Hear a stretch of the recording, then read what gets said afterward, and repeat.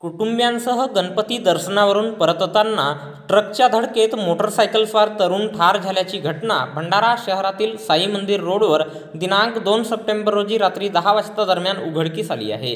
या घटनेचा व्हिडिओ परिसरातील सीसीटीव्ही कॅमेऱ्यात कैद झाला आहे। तर आरोपी ट्रक चालकावर भंडारा पोलिसात गुन्हा दाखल करण्यात आला आहे।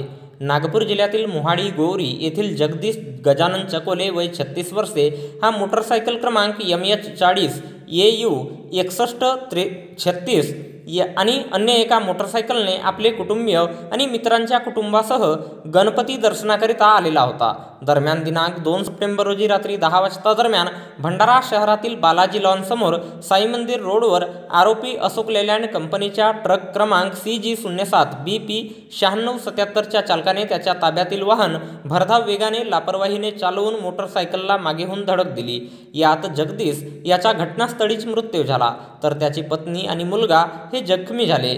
या प्रकरणी फिर्यादी गजानन महादेव चकोले वय 63 वर्षे यांच्या तक्रारीवरून पोलीस स्टेशन भंडारा येथे दिनांक 3 सप्टेंबर रोजी गुन्हा दाखल करण्यात आला असून या घटनेचा पुढील तपास पोलीस उपनिरीक्षक नवखरे हे करीत आहेत। तर याबद्दलची माहिती भंडारा पोलिसांच्या वतीने दिनांक 4 सप्टेंबर रोजी दुपारी 3 वाजता दरम्यान एका प्रसिद्धी पत्रकाच्या माध्यमातून देण्यात आली आहे।